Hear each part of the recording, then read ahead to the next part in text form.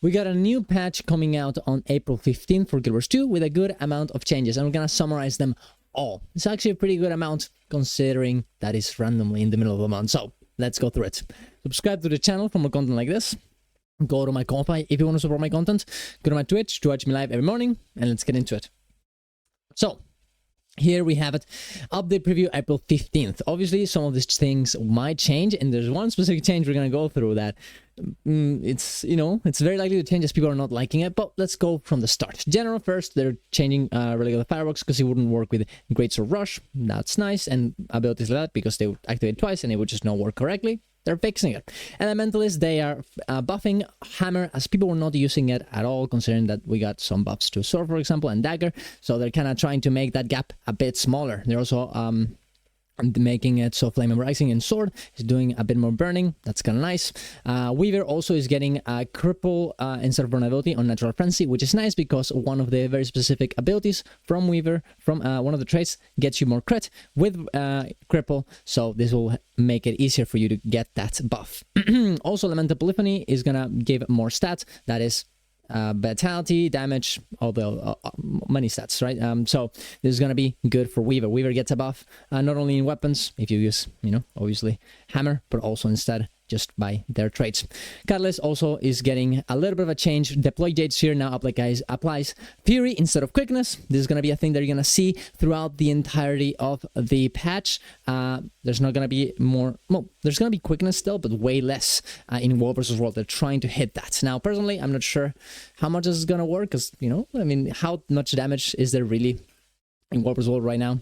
At the end of the day, the boons not only are there offensive boons, but they're also defensive ones, and you know, quickness helps kind of go through those things. So you know, it's kind of hard to tell. Will this be a good change? Will not.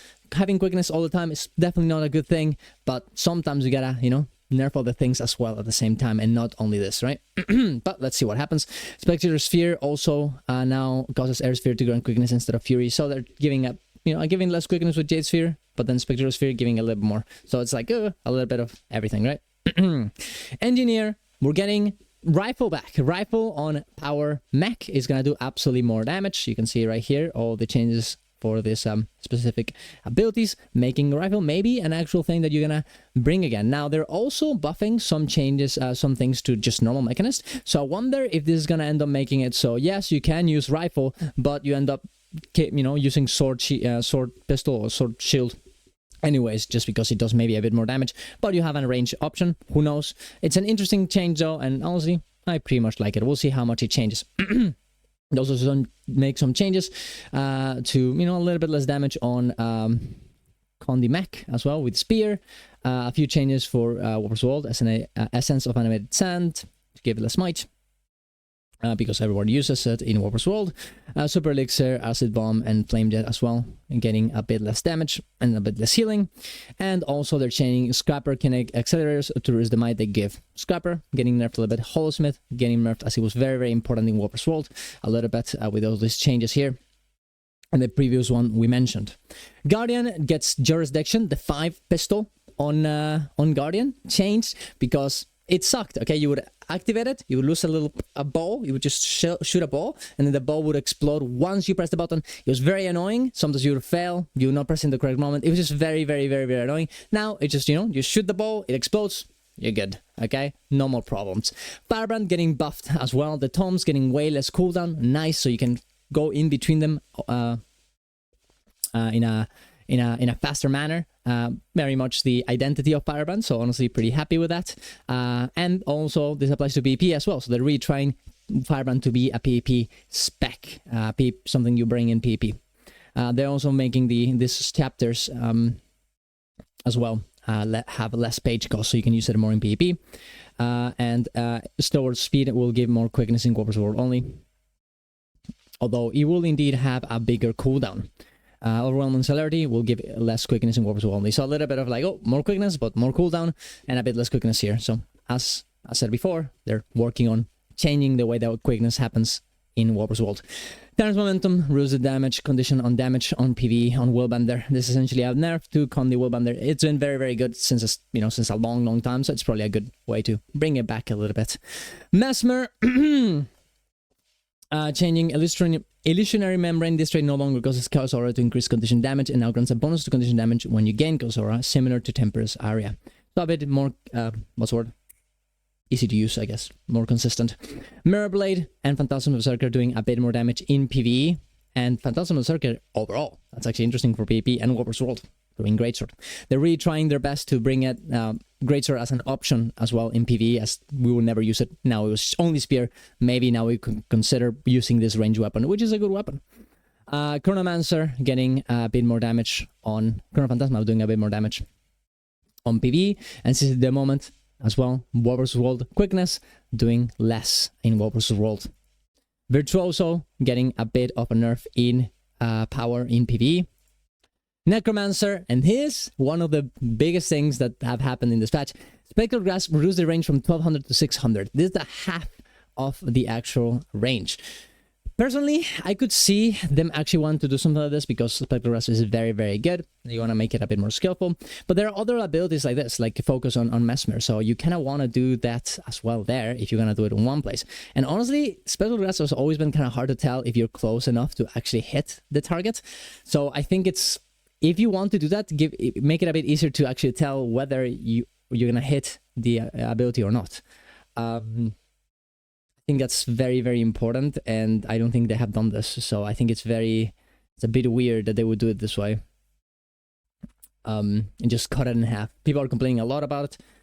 I understand what they would do it, make it a bit more skillful, but if you're going to do that, you got to give us something else, right? And I don't know, Necromancer has been nerfed a lot lately, so I think people are understandably mad. Grasping Darkness, making it so they reduce the number of targets from 5 to 3 in Warpers only. You're going to see this a lot of pulls getting nerfed from 5 to 3, and their telegraph is way bigger, way easier to see. Consume Conditions is going to reduce cast time. Yeah, I mean, you know, look, every one of the heal abilities now is super fast. So now, obviously, they're going to do that to this as well. So it's actually competitive. Kind of sucks because it's good to have a healing ability that you can actually interrupt, but it is what it is. Spectral Ring reduces the cooldown from 40 seconds to 30 seconds in PvE, so people can use it a bit more. And same thing, 40 to 35 seconds in Warper Soul and PP. Reaper Soul Eater getting a bit more healing in PvP only. Is it going to make Reaper viable in PvP? Probably not. Condi Reaper, sure. Power Reaper, no. So it is what it is. Unlucky. Ranger getting a few changes, nerfing a little bit of Spear. Understandable. Soul Beast and Untamed are doing way too much damage. Nerfing Spear so it doesn't do as much damage as it's doing right now. And some interesting changes to different traits as well. You can see there as well, they're creating certain traits here that work with different types of pets. So for example, if you have a canine pet, you will inflict invulnerability and reveal enemy struck, dealing increased damage to vulnerable enemies. If you have a feline bird drake pet, you will get critical strike and critical strike damage, grant fury to nearby allies, and arachnophobia for spider pets. Spider pets, spit, and devourer's pets, twin darts additionally inflict torment. You and your pet gain expertise. Kind of a cool idea to pair up your traits with the pets that you're using. Maybe this will make not everyone use the same pets every time. So it's actually a pretty interesting idea. Now, will it work correctly? Who knows? Maybe we'll always pick the same traits and the same pets anyways, but I hope it does work because the idea of pets in Guild Wars 2 is actually very, very good. Zone Form, this trait now grants Maiden Fury, and when gaining a signet in addition to its previous effects, Allies aid, this trait now causes more best beast skills to apply Barrier to nearby allies in addition to its previous effect. Same thing as before, now Moa pets, if you have a Moa pet, you can apply Barrier to your allies. Pretty cool. Beastly Warden, this trait now grants Ursine and Porcelain pets increased health and strike damage in addition to its previous effect. Pretty cool. Pretty cool stuff.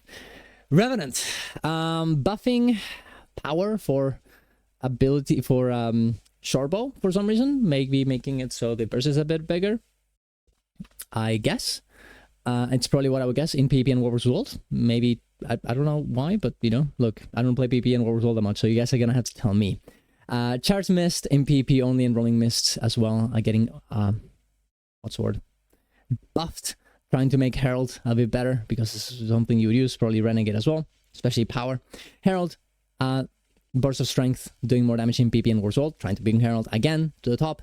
Power Renegade as well, bringing it to the top here as well. Lasting Legacy increases strike damage bonus for 3 to 5 in PvE only. Oh, PvE only, not PP and War's World. Well, still, something they need because nobody plays that build. even still. More barrier on Bastion, more power damage, PP and Warsworld on Race Close Rage.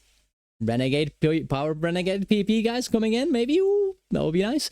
Dark Racer's Daring, I love this one. Grants stability instead of protection. Now for PvE, this is great. Now you don't even need to bring yourself your Gallus to bring stability to your allies. The only thing is that that's a bit scary in PvP and War as well, but we'll see how it goes. And Soulcliff's Summit increase the healing on it as well.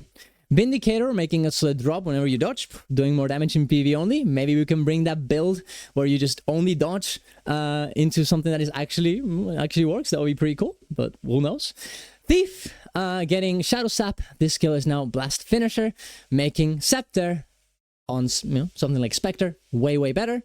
You have a lot of blast.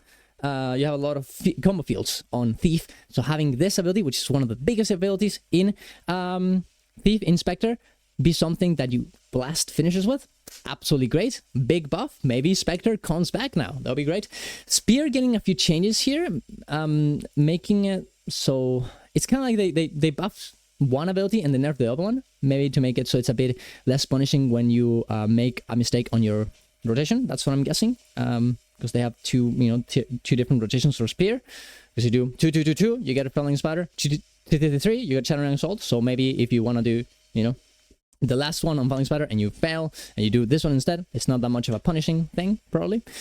That's what I'm guessing. Action Assault, they decrease the bleeding and poison. I don't know why, but maybe there's a reason. I don't have no idea.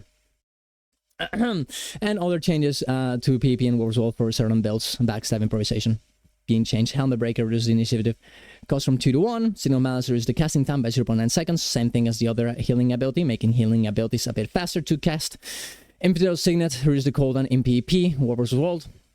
Blinding Powder, this skill is now instant. It no longer grants stability. More of a, instead of giving stability, it's going to be more of like, hey, I just break the stun and that's it.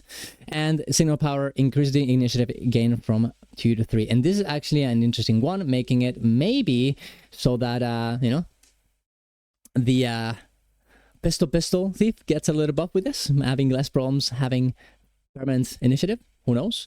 Warrior, Snap Pole, same thing as the Great Sword 5 on Reaper, on Necromancer that we talked about before. The targets are going for 5 to 3. The cooldown is increased as well, so this ability will be way less useful in War vs. World only. Martial Cadence now will bring stability instead of quickness, same thing as before, destroying quickness a little bit in War vs. World.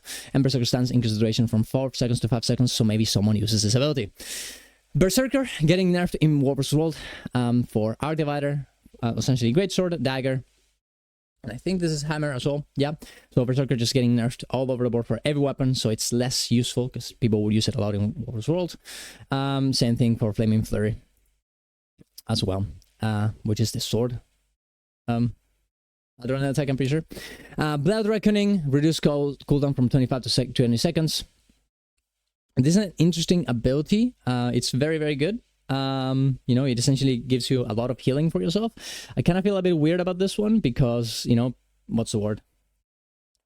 Berserker in War vs. World, specifically roaming, is immortal, and making this cooldown even less is kind of scary, but surely people won't abuse that, right, guys? And especially when Dead or Alive, which is also an ability that grants Blood of Reckoning, increases duration from 3 seconds to 4 seconds.